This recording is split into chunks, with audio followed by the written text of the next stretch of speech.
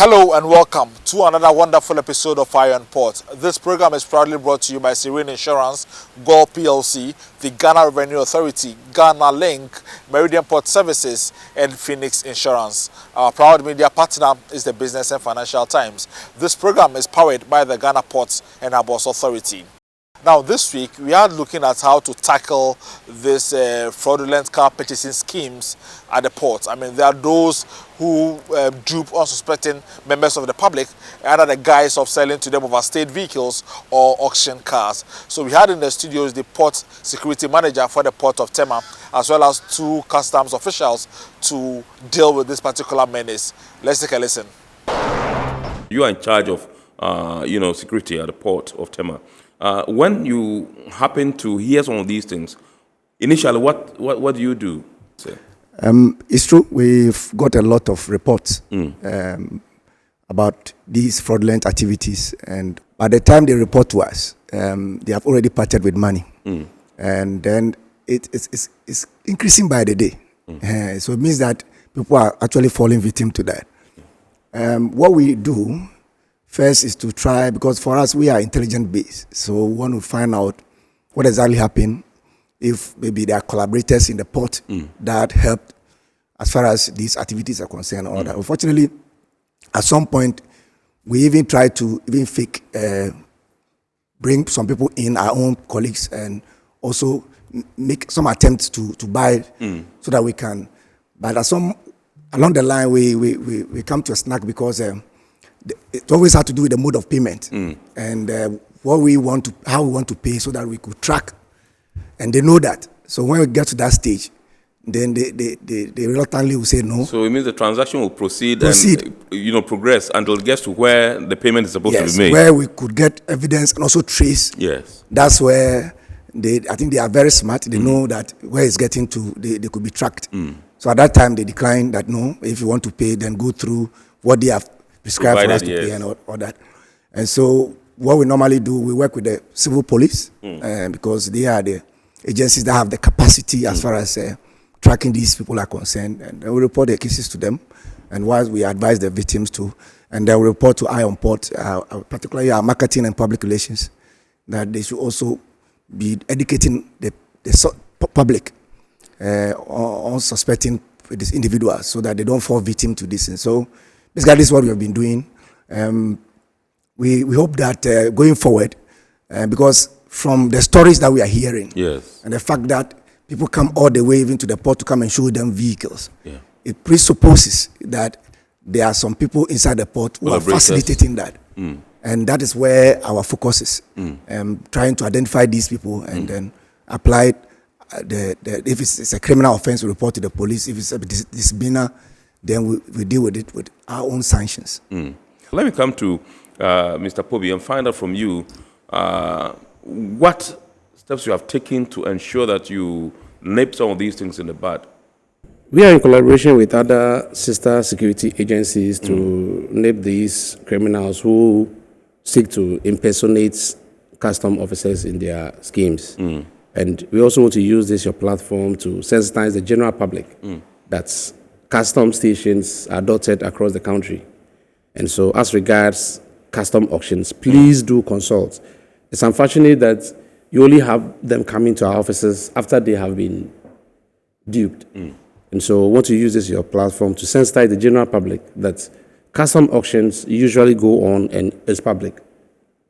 There's a platform where you go as a Ghanaian, you register, and then you are noted when you win. And so we have reported these incidents to the Cyber Crime Unit of the Ghana Police, and also the Cyber Security Authority are aware of this. So we hope that soon, with the intel we have gotten, we'll be able to apprehend these criminals. So you just mentioned that you've had occasion where people fall victim, they get duped before they come to report to you. What's the magnanimity, the nature of these amounts that they lose, to these people? Have they mentioned figures when they come to make their report? Yeah, definitely they should mention figures. There was a gentleman who came to the office. That was just last 2 weeks, and then he was due a sum of 20,000. 20,000. So the very first thing they told him to do was to register.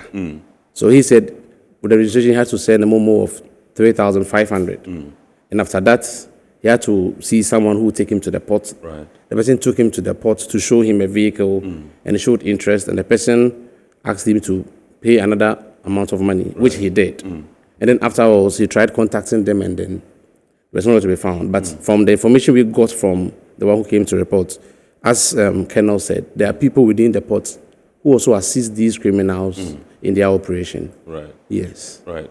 So I know right now you have this e-auction platform in the ICOMS system. Sure. Yes, and it's something that you should be promoting just so we are able to avoid some of these fraudulent schemes. How are you going to be able to educate and sensitize the general public to have faith and confidence in the new system that you have rolled out, the new that's an e-auction platform that's on so the e-auction was piloted last year in October, which was successful. Yes. And after the piloting, we had 3 sessions that were successful. The last e-auction session was held on the 31st of May, which was very okay. And so I think that a lot of the general public don't come to us when it comes to custom information. There's that kind of information asymmetry, where people get a lot of misinformation about customs. And so it's only when unfortunately happens that we are contacted. And so we would like to urge the general public that anytime you want to deal with customs, even before you think about importing a vehicle or whatsoever, at least seek customs information. Right. Our customer experience units are always there 24/7 to assist persons who would like to know more about our custom operations. Yeah, so if you permit me, I would like to educate the public on the platform that Ghana Custom uses in its auctions. Right. So it is auctions.icoms.gov.gh. Okay. ICOMS, ICUMS. Yes. This is the only platform that is authorized to auction vehicles to the public. Right. That is as regards custom operation. And with this platform, all you need to do is to request for an account. And you have to register with your Ghana card. Right. So you input your Ghana card detail, you search, and automatically the system will populate your name, your address, your GPS address, and they would ask you your preferred means of communication, be it text or... Yes.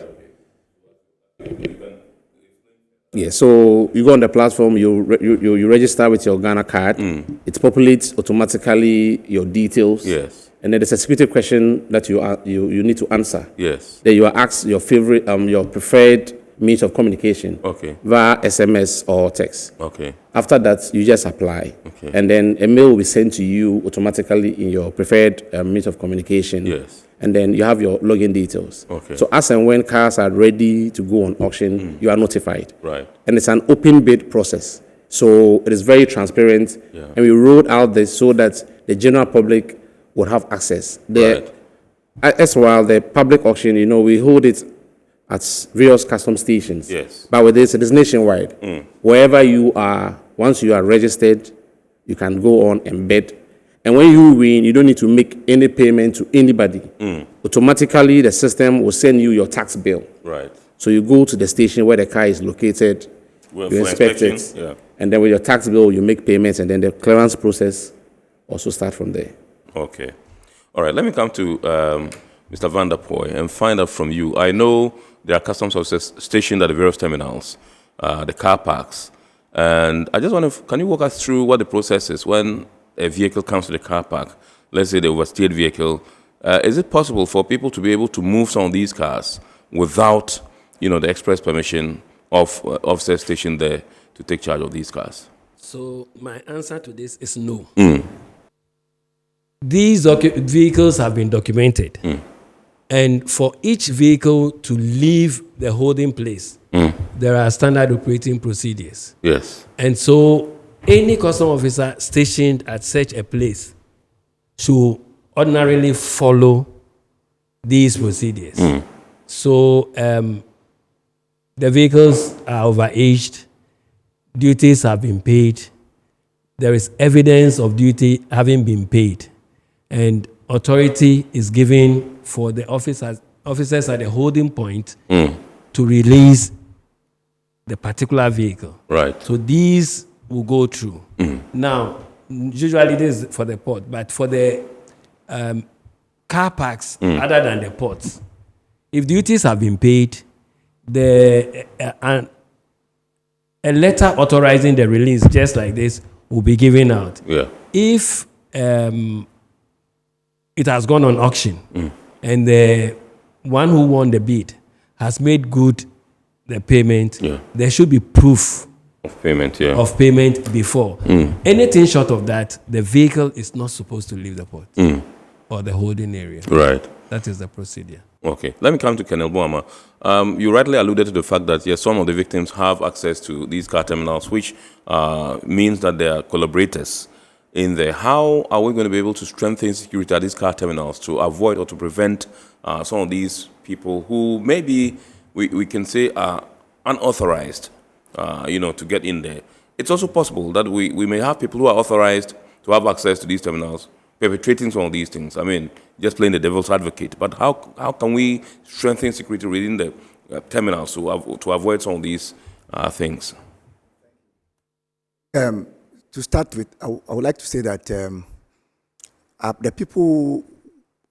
cases that have been reported to us, is only one that said that they brought her to the car park. Okay. And then the guy said, before you enter the port, you're supposed to wear fragmentation jacket. Absolutely, yes. Reflectors. Yes. So he said he was going to buy reflector for her. And then when he asked the lady to get out to buy the thing from then he took off. So they didn't even enter the perimeter of the terminal itself, but at the entrance. However, if it is true that we have some collaborated inside who are people, and it's possible that they may be agents, because our preliminary investigations show that there are some people who come in and it's allowed. Like if an agent is coming and say, this is an importer who imported this particular good, they are allowed to come in with the importer. Yes. But the agent is somebody who has been certified with us. We have their ID, we've checked their everything, and we think that the information we have, they are credible to conduct legitimate business at the port. Unfortunately, if he goes to the security guard at the gate and so this is an importer, there's no facility for us to check that aspect of the story that he's giving us. Yeah. And so probably that's where the loophole is. Right. And we need to tackle that. However, we want to also educate the general public that if it's possible, as they are dealing with you, if you can get a picture or so, because everybody that is operating in the port we have their data. Right. So once we get that picture, it will be able for us to start off the investigation, at least identify somebody who, or putting a face behind the story. Scheme, yeah, sure. Yeah. The other issue is that we think that we also need to, so as we speak, we have almost about 350 something cameras at the port, because when he comes to tell us, we stood at this place, we could zoom in to date and time, to be able to know when the person was there, and if we identified the fellow there, that would be a start-off point for us. And so that is something that the authority, I'm talking about management, is taking it up, making sure that we add more cameras. And that when that project is completed, we think that, and additionally to, we are also reinforcing our personnel. Yes. Our numbers have gone down a bit, but we are reinforcing them. And so when we put all together in collaboration with our other state agencies that are within the port, right, I think that the most important thing here is getting the intelligence right. Right. Because when we get the intelligence right, then we can solve the problem. So our focus will be getting the intelligence, trying to make sure that we stop them even before they succeed. And that is what we are up to. Right. And so we hope that we have a very good collaboration with our state agencies. I'm talking about the Custom Division, NGRA, I'm talking about Marine Police, NIB, and all those people. So together, I think we'll be able to solve this problem. Right. Mr. Pobi, we have identified some of these websites that are being used to perpetrate some of these illegalities. I'm sure they've been brought to your notice. Are you willing to take any action to get to the bottom, to get to the faces behind these websites, and to perhaps, ensure some prosecution? Or sure. We just we personally made certain calls to the numbers that were displayed on the CARS 24, and as I earlier indicated, we are in talks with the Ghana cybercrime unit of the Ghana Police to apprehend these persons. Right.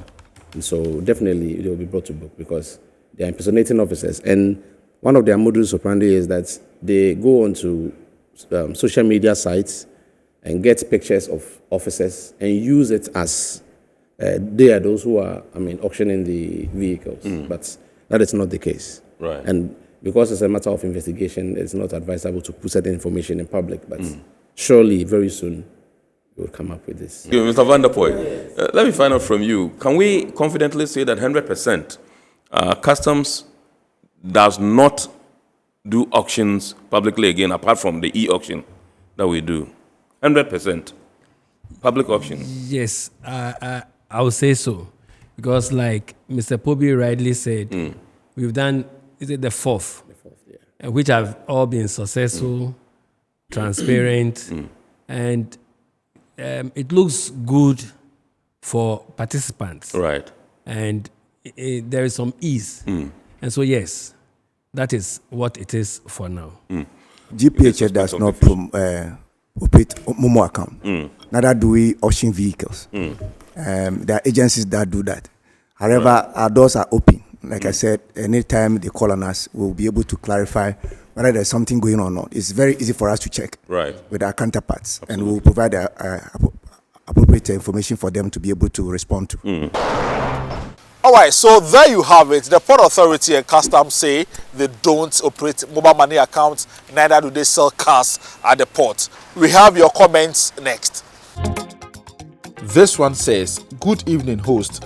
Do you advertise the sale of cars on GhanaCars24.com? The Port Authority and Customs say they don't advertise on that platform. Nana Boat Investors is asking, please, what is the website for the car auction, or I have to come to the auction grounds myself? Well, Nana, Customs says it no longer does public auction, but instead online auction.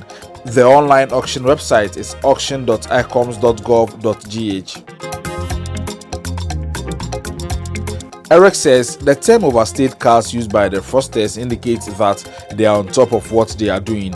Most overstayed cars go to auction and they are mostly sold at low prices. Hence, the prices quoted by the fraudsters seem to be attractive to victims. This is where most victims fall prey to. Iron Port returns after this break.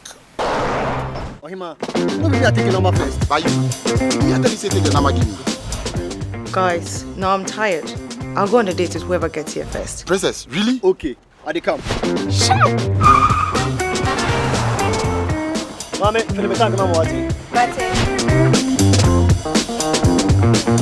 boss, fill my tank with Super XP Ron 95. Fill up with Super XP Ron 95 and Diesel XP high performance products from Goyle.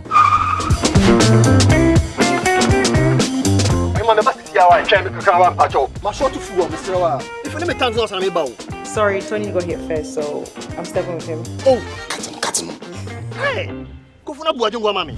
Choose Super XP Ron 95 and Diesel XP for an energizing driving experience. Always go for Goyle Super XP Ron 95. Goyle, good energy. Goyle is good energy. Electricity, pay your taxes. Yeah. Our taxes, our future. Because you see, without our taxes, we wouldn't have good roads, good schools, better hospitals, street lights, and other very important social amenities. When we pay our taxes, we give our children free and quality education. Talga, my money too small. Why should I pay my tax? Look, small. Salifo, it doesn't matter how small or big your business or income is. You still have to pay your taxes. The little taxes from each and every one of us, when put together, could give your community clean water or that deprived school with tables and chairs. Please pay your taxes. It is your responsibility. It is your civic duty. It is the law. Impressive factory. If only I had listened to you, I wouldn't have been in this mess. That devastating fire virtually wiped out the whole factory and my warehouse. Remember my misfortunes last year? Serene Insurance Asset All Risk Fire policy that I took were there to pay for my damaged stocks in the warehouse, and my machines that were affected by the floods have been replaced. My accident vehicle is back on the road thanks to Serene Insurance motor policy. Currently, my goods are on the high seas, covered with their marine cargo insurance policy. I was just telling Ajima about Serene Insurance. Oh, Ajima, tell him more. As a road contractor, I make sure I do my contractors all risk insurance for the projects, and then workers' compensation for all the workers on site. With Serene Insurance, they will make sure they will cover your unknown tomorrow today. Serene Insurance, a new face of insurance. Call us now.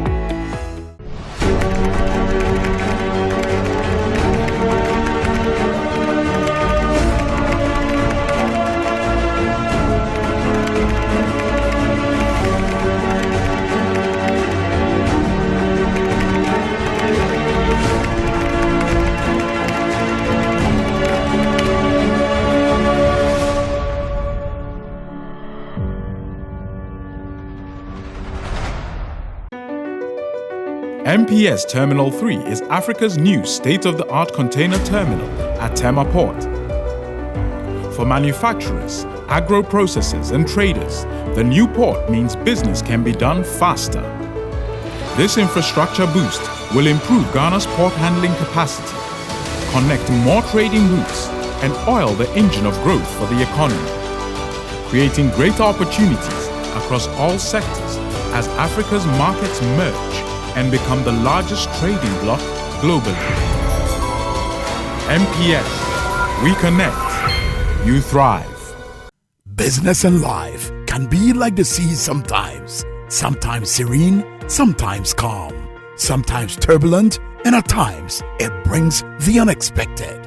However it is like, trust Phoenix Insurance for your home, car, business, and marine insurance needs. Call 0302 246 319 or 0243 690 492. At Phoenix, you experience a delightful service delivered with wisdom.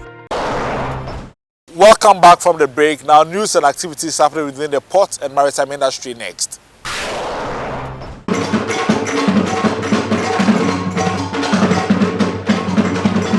The Chief Justice of Ghana, Justice Gertrude Tokonu, has urged women in the maritime industry to provide opportunities for mentorship of younger women who have shown interest in taking up careers in the maritime and port sector. Speaking at a 3-day seminar by the Network for Professional Women in the Maritime and Port Sectors of West and Central Africa in Tema, the Chief Justice, in a speech read on her behalf by the Honorable Justice Sophia Rosetta Benasco Esa, Justice of the Court of Appeal, urged women in the maritime industry to maintain, sustain, and improve the momentum to have more women participate in the industry.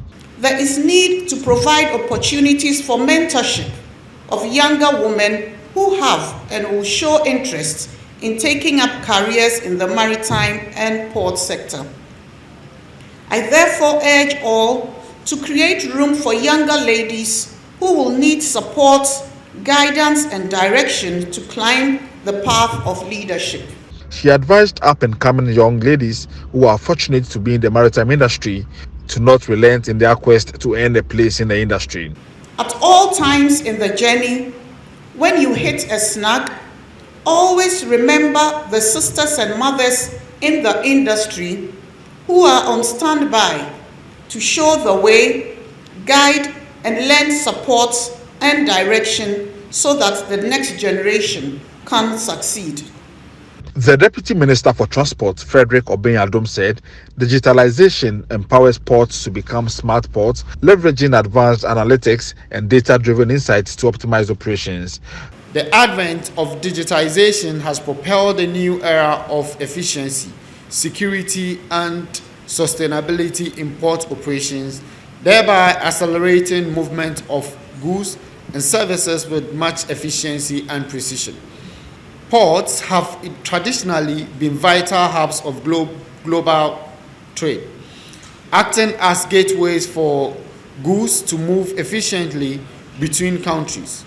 The Director General of GPHA, Michael Luguje, said ports, being crucial gateways for global trade, have a pivotal role to play in shaping a sustainable future for the planet. He said, as the world witnesses the growing awareness of environmental concerns and the urgent need for action, it becomes evident that ports must rise to the challenge and embrace sustainable practices in their operations. We are expected to look at alternative sources of energy instead of fossil fuels. But you know the ports are operating with machinery, using fuel. How do we transition from fossil fuels to renewable energy? Air, wind power, solar energy, and the rest. There are calls that the ports must do everything possible to move from diesel equipment to electric equipment. But even if we do that, what happens to the vehicles that come from the city into the port to load cargo? So it is a community responsibility. The ports can do our part, national governments will do their part, and we as individual citizens have to play our own role. This year's seminar, which was hosted by the Ghana Ports and Harbors Authority, was under the theme Ports Facing Challenges of Sustainable Development, Status and Prospects. International ports and maritime news next. Samsung Heavy Industries received a larger portion of the order for a total of 16 container ships. Each will have a capacity of 16,000 TEU with a cost of between $180 million and $210 million per ship.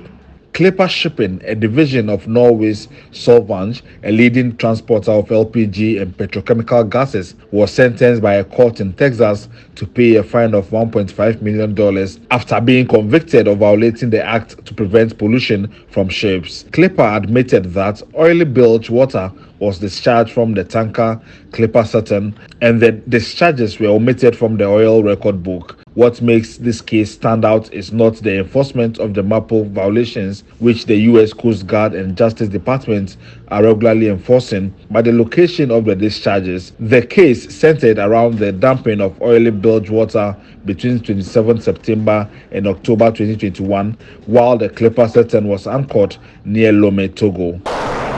The phrase of the day is next.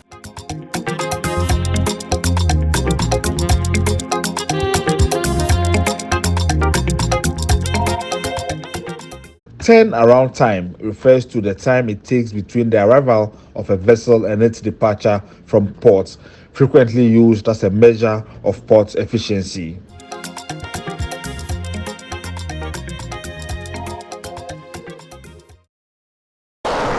It's now time for the schedules of vessels at the port, those at anchorage and those expected in the coming week, plus the Bank of Ghana exchange rate you need to know to clear your goods from the port.